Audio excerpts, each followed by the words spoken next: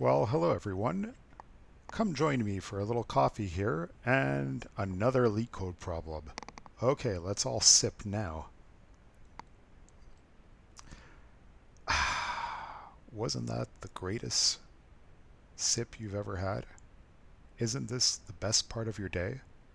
You know it is. You know that's why you came for it. Okay, so now we're going to do binary tree vertical order traversal. I have to admit, it is the best part of the day, but this is an irritating problem. It says, given the root of a binary tree, return the vertical order traversal of its nodes' values, i.e. from top to bottom, column by column. If two nodes are in the same row and column, the order should be left to right. Now, when you originally look at this, so they tell you what this is. So you want to return, so in this tree, they return 9, which is that column, then 3 and 15, which is another column, then 20, and then 7. But we're not done here. A row and column could be the same. And if that's the case, so what you want to do is store the row and column, but two nodes could have the same row and column. So what you need to store is the row number, the column number, and the order with which all the nodes came in.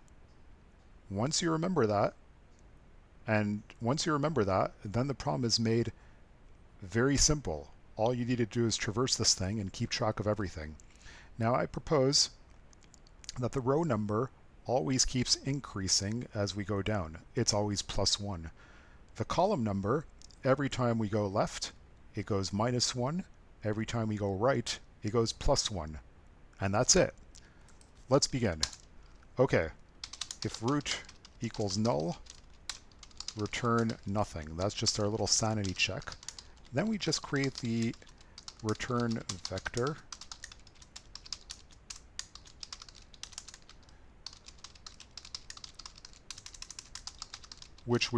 so this is our model. We need to, and this is just kind of an initialization to nothing here, which I think is good practice.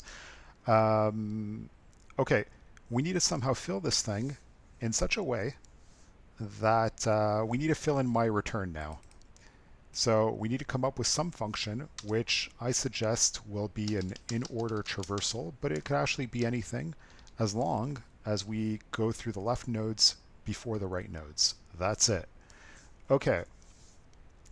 Now, how are we going to play this? Okay. We want a map which will store the column numbers. So that's what we want. For each column, we'll have something. Then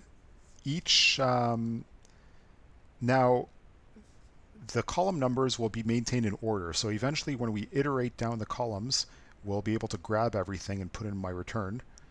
But we also want the row numbers to be in order as well. So we should throw in, and okay, so instead of, right, we need to keep them ordered, so we're going to put in another map because this will hold our row numbers, and because there could be several nodes within each row, column, and row, what we're going to do is have a vector of integers here. Close that, close the second map, the first map, and close the second map. My map. Okay, so this is storing a column number, a row number, and then all the node values that we crossed so far. Okay, I think that works. Yes. Okay, I think that works. Okay, we don't need to throw in my return because we're going to iterate through that later. What we want is to throw in our root. We want to throw in our column number, our row number, and my map, which will be filled out. And I think that's it. Now, let's create this thing. Okay, so void in order. Now, we said we were throwing in a tree node root. We are going to be throwing in, we said int column number, int row number, as well as the map. Now, guess who's not going to bother recopying all of that? And we pass that by reference, so we don't need to copy it every time. And actually, not only do we not need to copy it, we need to pass it by reference because we're going to modify it. So standard practice as usual, if root equals null, then we just return now. We want to set, okay, now comes the interesting part. We want to fill up the map with we set the column number with the column number, and now each map it itself holds another map. So, and that's our row, so row number, and each row has, and each column and row number can have a vector. Oh yeah, so it contains a vector, so we'll push back our root val. Okay, let's hope that works. Okay, now we just need to recurse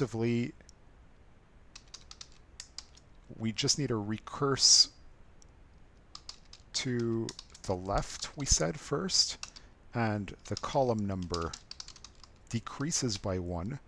The row number always increases by 1. So we're heading down, we're going left, so we decrease the column numbers, but we're going down.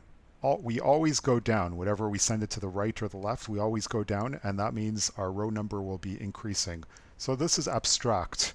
We could have just as easily had 3 on the bottom here and been pointing up. So it's just an abstract form. It's a little weird that we're doing +1 when in reality we're going down in this representation. So row number +1. And now we also pass the myMap. Similarly, when we do root right, it's column number +1, and then we're still passing it the map, and I think we're good there. Now, I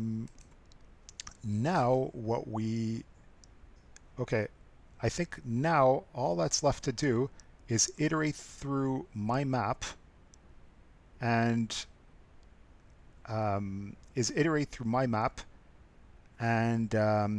create a current column, which is going to be a vector, and we have to fill that. Okay, yeah, so this is going to be a bunch of loops here. So for const auto element my map, and the neat thing about the map is that it keeps our column numbers in order, and then the row numbers, because they're also mapped, they're also kept in order. So everything's cool. So we're iterating down here, and then we also want to, so const auto, we're going to call this rows. Each of these rows each of these rows is actually element dot, isn't this second? I think so. So it didn't give me that selection, but I think that's what it is. Oh yeah, before doing that, we need to current column, that's what we're looking at right now. And when we're done iterating here, we need to, so for each column, after we created the column, eventually after we're done going through all of the elements of it, we need to push back the current column. Okay, so as we're iterating down the rows, which we're going to call rows here actually, how do we do this? So each row itself has a vector, And that's why we need to add yet another for loop. So current vector, and that's going to come out of rows dot second. Okay, so the autocomplete worked, and from this we could push it back to our current column, and we're going to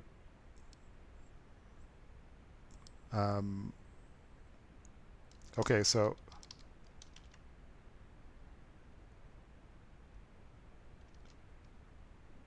it's actually, we don't need to push back, or do we need to push back the row vector? No, this is each individual element of the vector. So element vector. Okay, that probably wasn't the best nomenclature.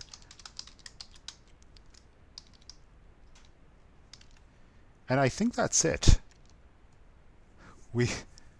Okay, so how do we do this? So this is like a Russian doll.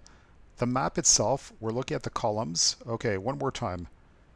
Where each column has a bunch of rows, and each row has a bunch of numbers that came in a particular order. Well, let's just run and hope that it works. Looks like it worked here. And we have a winner. See you later, everyone. Thanks a lot.